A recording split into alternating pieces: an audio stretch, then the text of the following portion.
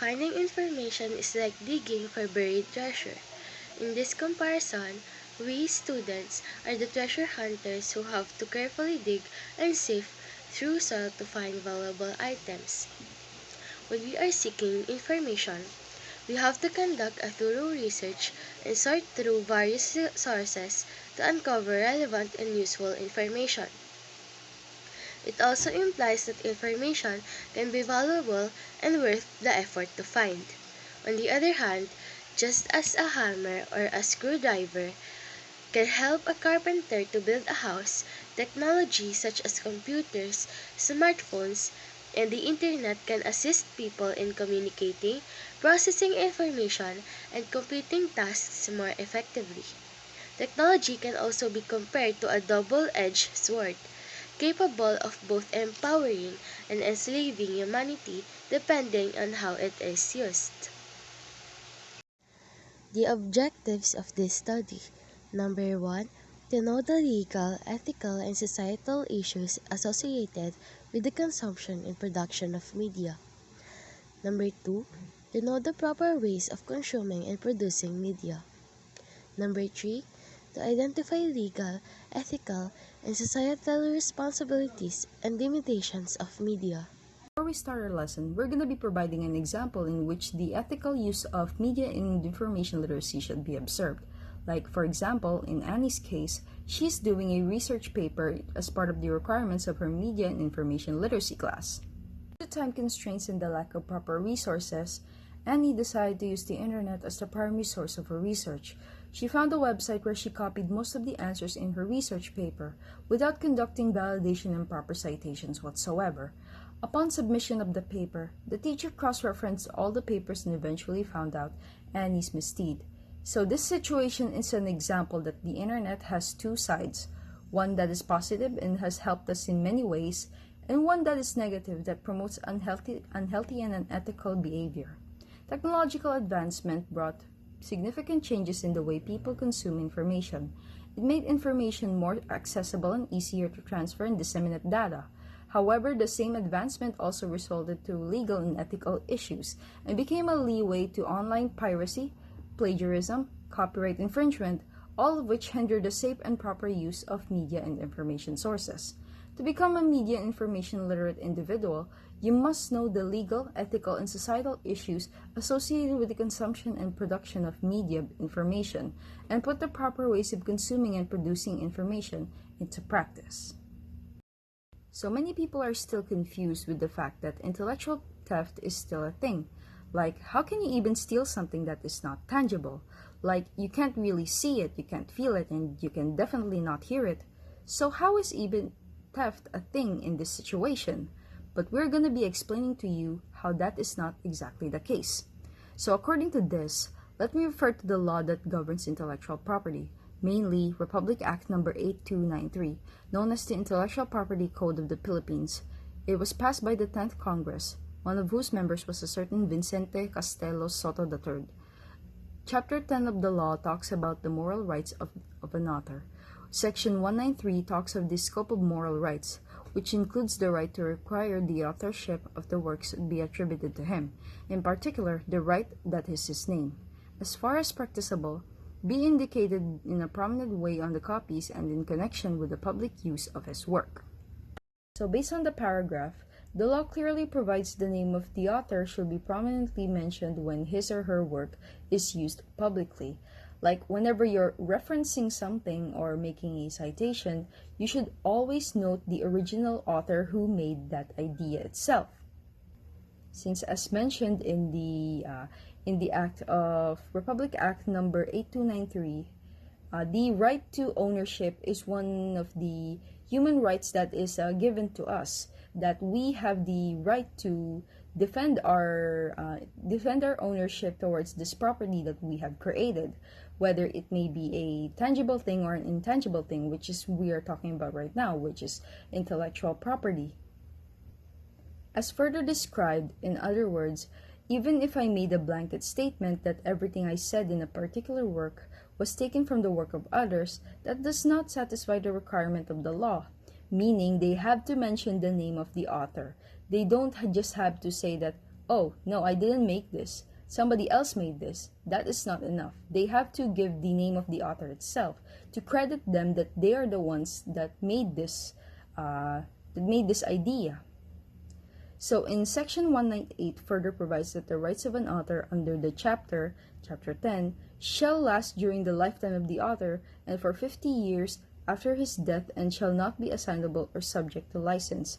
If the author is still alive, I have no choice but to mention his or her name when I take the words or ideas from him, which means as long as the author is still living and breathing, he should be actually accredited to his work. As long as he's still living in this plane of existence, he should still be credited for the work he has done. You cannot just simply leave his name out and say that somebody else made it. No, you have to include him. It's his property and he has the right to claim it as his. So why ideas? Because plagiarism does not involve only words, it also involves ideas. So you should keep this in note, okay? Because plagiarism does not only use words, it also takes the idea itself. So you cannot use a sentence from a story and just paraphrase it, rearrange the words, alter the phrases. It is still considered plagiarism because you stole the idea itself. Like many of us, or in our class, we will be running out of ideas on what to put on our essay. So as a result, we will be copy-pasting something online and then use a paraphrasing tool and call it a day.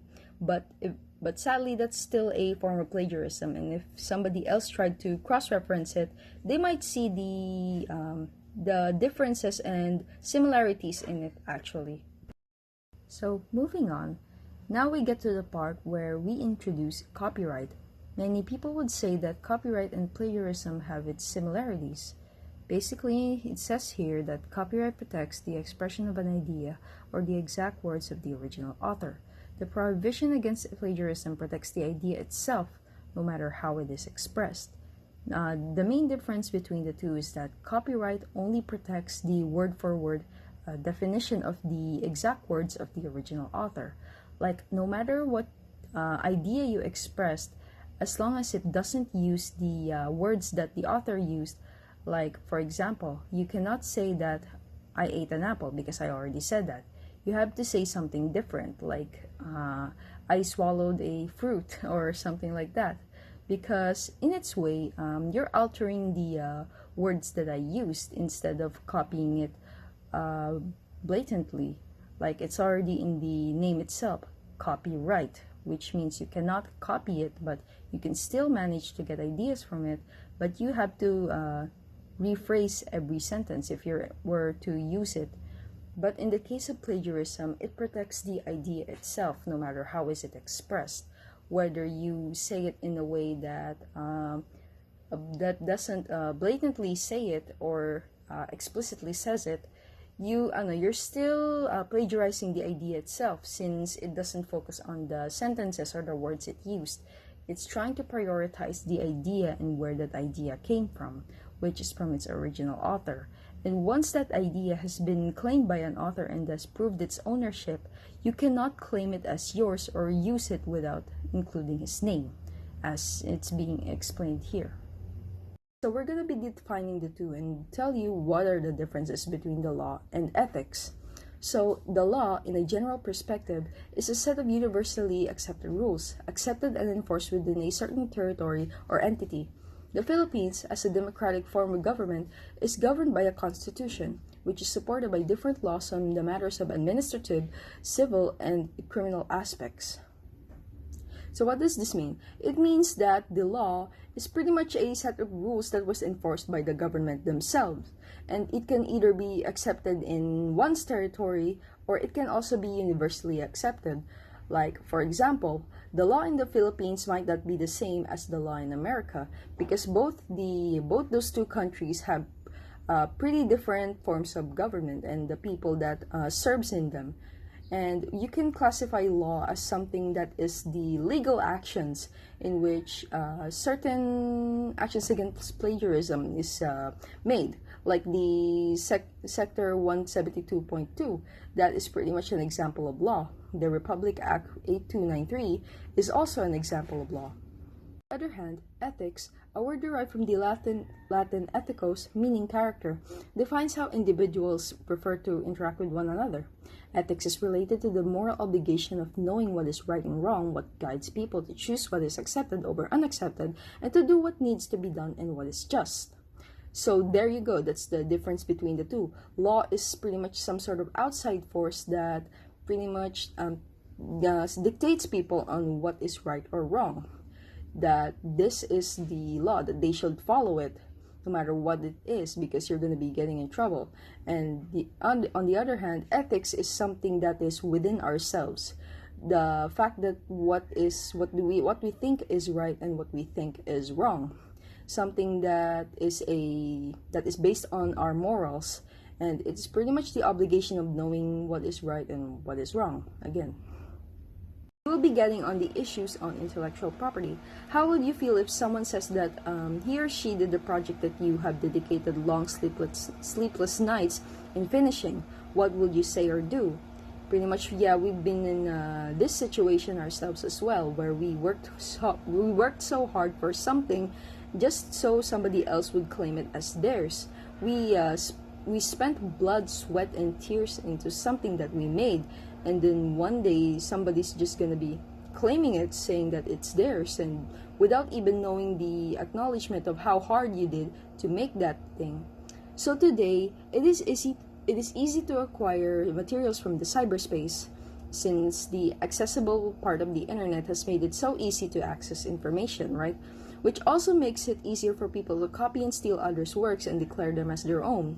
At one or some points in time, you have, consciously or unconsciously, used another person's work without notice. When you do research without citing references, you are violating the owner of the work that you have used. For you to practice ethical and legal use of information, you should be knowledgeable on the basics of intellectual property. Anything that a person creates, designs, or invents that can be treated as an asset or physical property is his or her intellectual property, or IP. Puts it, IP is any creation of the mind. The drawings, essay, and poems you do as an academic requirements are just some of your intellectual properties. That's why it is also very important to, like, whenever you're making a something that involves creative thinking, it is always important that you do it as your own, because copying somebody else's work just means that it is also a form of plagiarism, that you're also stealing somebody else's intellectual property. IPs are protected by the law. According to the Intellectual Property Code of the Philippines, IP use bears a social function that helps promote national development and progress. The law enables the IP users to gain the recognition, monetary payment, or acknowledgement for their creativity, and encourage more people to become more creative and innovative, meaning to say that you can actually earn money from your intellectual properties. It can either by selling it, pawning it, or just anything you want to do with it that involves transactions. That's why it is also a serious crime, because in the case of intellectual property, it involves money. And the fact that it involves money just makes it even more very risky to fall into the scheme of plagiarism. Generally, IP owners are covered by one or more rights: copyright, trademark, and patent. Copyright is a legal concept that grants the creator of an original work the exclusive right to use and distribute that work for a certain period of time. The purpose of copyright is to encourage the creativity and innovation by protecting the rights of creators to profit their works. In general, copyright law applies to original works of authorship, such as books, music, movies, and software. Copyright protection usually lasts for the life of the creator plus a certain number of years after their death, depending on the country. Copyright holders have the exclusive right to reproduce, distribute, perform, display, and make derivative work based on the original works. Anyone who wants to use or distributes a copyrighted work must obtain permission from the copyright holder. Unless the use falls under an exception or a limitation to copyright, such as fair use or the doctrine of first sale. Copyright infringement occurs when someone uses or distributes a copyrighted work without permission or in a way that exceeds the scope of permission granted by the copyright. Infringement can result in the legal uh, in the legal penalties such as fines and injunctions and some cases criminal prosecution pala. Exclusivity refers to the legal right or privilege of one person or entity to have sole control or ownership over a particular asset, resource, or intellectual property. No formalities for establishment refers to the idea that certain types of businesses or organization can be established without the need for specific formalities or legal requirements. The third one is contractual freedom. It refers to the principle that parties to contract should be free to negotiate and agree upon the terms of their agreement without undue interference from outside parties.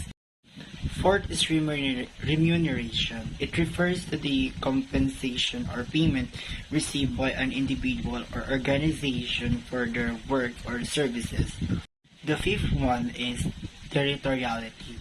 It refers to the concept that legal rights and responsibilities are generally determined by the geographic location in which they occur. Lastly is enforcement. It refers to the process of ensuring that laws, regulations, and agreements are complied with and that violators are held accountable for their actions. A trademark is a type of intellectual property that identifies and distinguishes the source of goods or service from those of others. A patent is a legal document granted by a government that gives the holder exclusive rights to prevent others from making, using, selling, and importing an invention for a limited period of time, usually 20 years from the filing date of the patent application. Patents are granted for interventions that are new, non-obvious, and useful. Plagiarism, fabrication, and falsification. Plagiarism, fabrication, and falsification are three different types of academic misconduct that can result in severe consequences for individuals who engage in them. Plagiarism refers to the act of using someone else's work or ideas without giving them proper credit.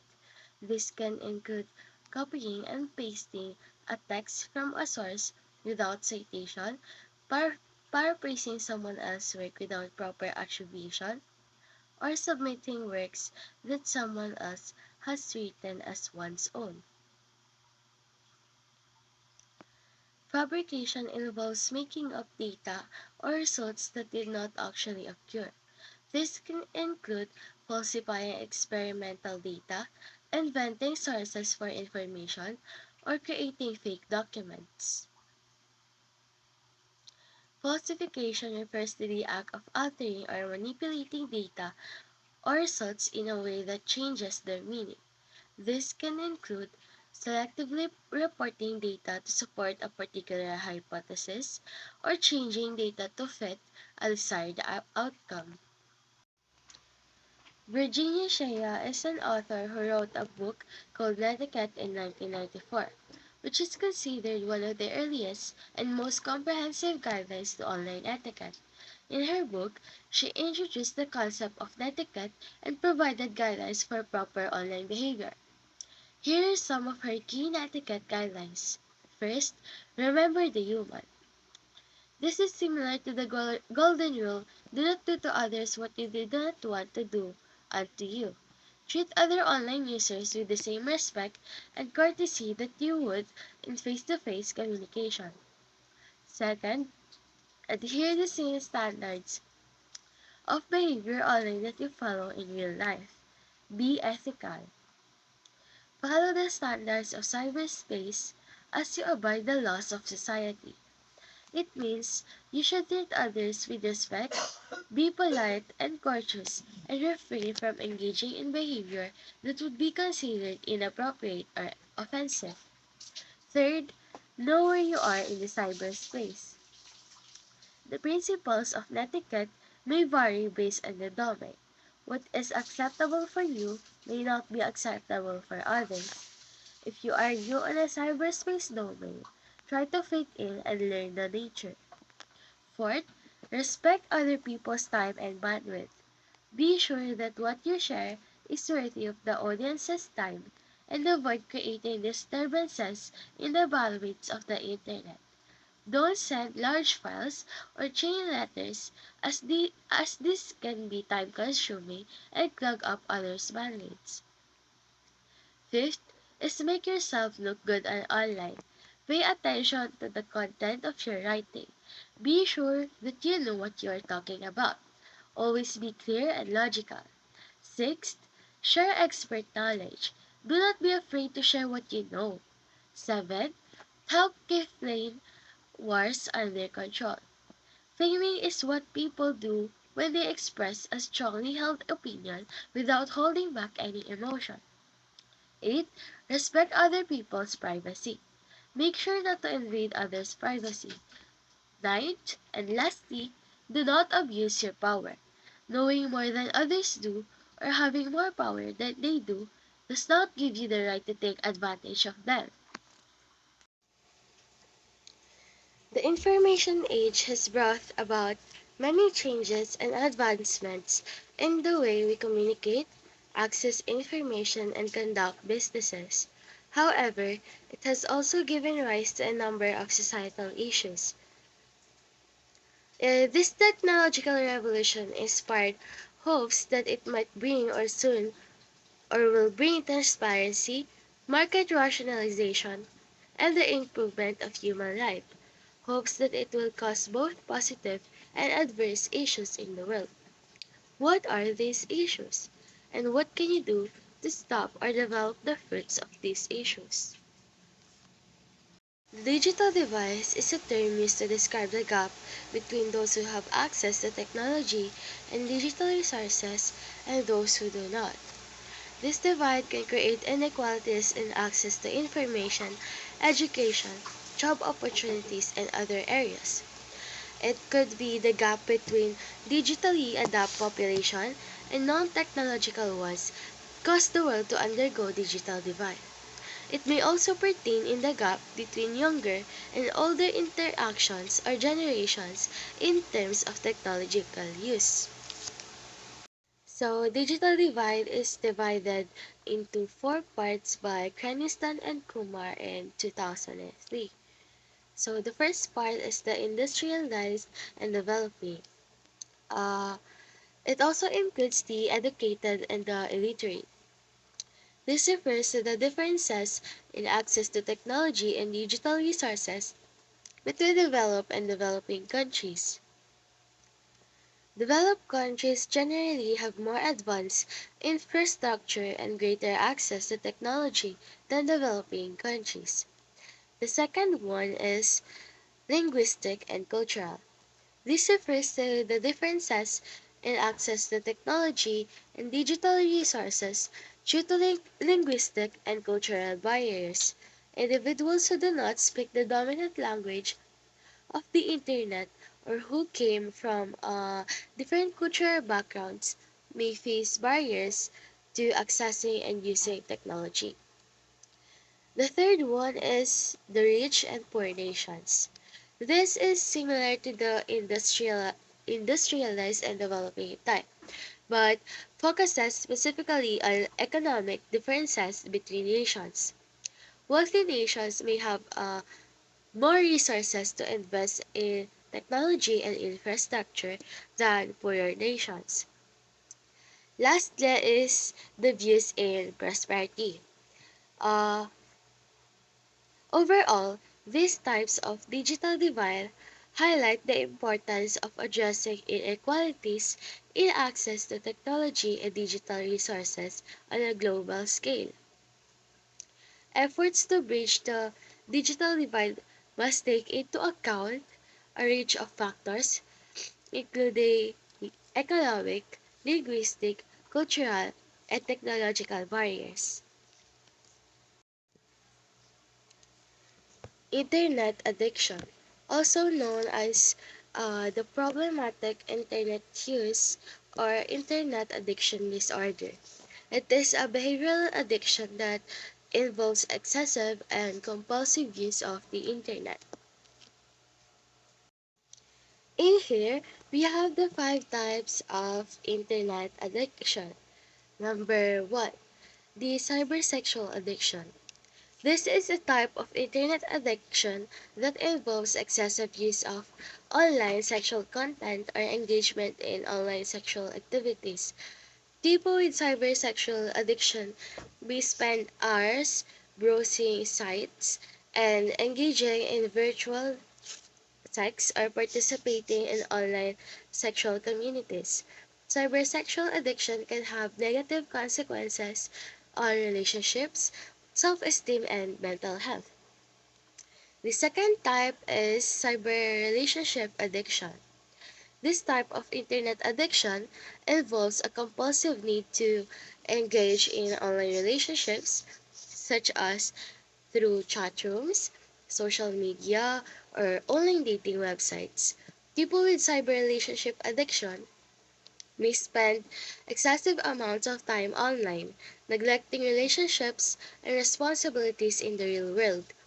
Cyber relationship addiction can lead to social isolation, depression, and anxiety. The third one is net, net compulsion to online gambling or actions. This is a type of internet addiction that involves compulsive use of online gambling or auction websites. People with net compulsion to online gambling or auctions may spend excessive amounts of time and money on these websites, leading to financial problems and social isolation. The fourth type of internet addiction is the information overload. This refers to the feeling of being overwhelmed by the amount of information available online. People who experience information overload may have difficulty prioritizing or making decisions and may feel anxious or stressed. Information overload can be a particular problem for people who rely on the internet for work or academic purposes. Lastly is the computer game addiction.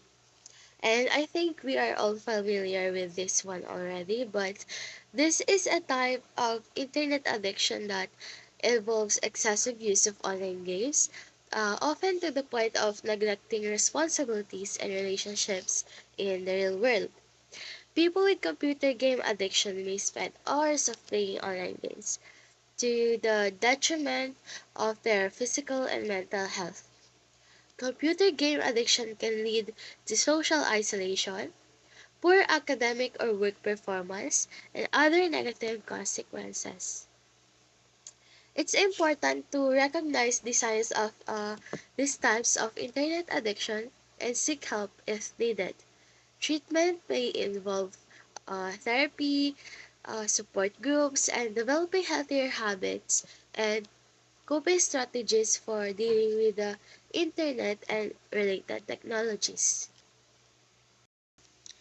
Nowadays, cyberbullying is very rampant, especially with the relevancy of using technology and social media. So first, what is cyberbullying? It is the intimidation, oppression, harassment, and discrimination done via information and communications technology. So we have different types of cyberbullying, but here are some. First is flaming. This refers to sending hostile or aggressive messages online, often in public forums or through social media. Flaming can escalate into online arguments and can be hurtful to the recipient. The second cyberbullying type is harassment. This involves repeatedly sending unwanted or unsolicited messages or comments online, often with the intent to intimidate or upset the recipient. The third one is cyberstalking. This is a more serious form of online harassment that involves repeatedly and intentionally harassing or threatening someone online, often with the intent to cause fear or harm. The fourth one is denigration. This involves spreading false or harmful information about someone online, often with the intent to damage their reputation or social standing. The fifth one is the masquerade. This involves pretending to be someone else online, often through the use of a fake profile or pseudonym. This can be done for various reasons, including to deceive or mislead others.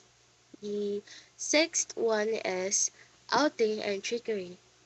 This refers to the revealing personal information about someone online without their consent, often with the intent to embarrass or humiliate them. The seventh and last one is uh, exclusion. This involves using deception or manipulation to exclude or mistreat someone online, often through tactics such as spreading rumors or false information, blocking or ignoring them, or manipulating social media interactions to make them feel isolated or unwelcome. This provision guarantees the right of the Filipino people to access information on matters of public concern, as well as government records and documents. However, access to such information is subject to limitations provided by law, such as those concerning national security, privacy, and confidential information. So yeah, most probably that's all, and we hope that you learned something from us. And let us always remember that even though social media plays a significant role in our lives, we still have to be responsible enough when using it. Thank you and have a nice day.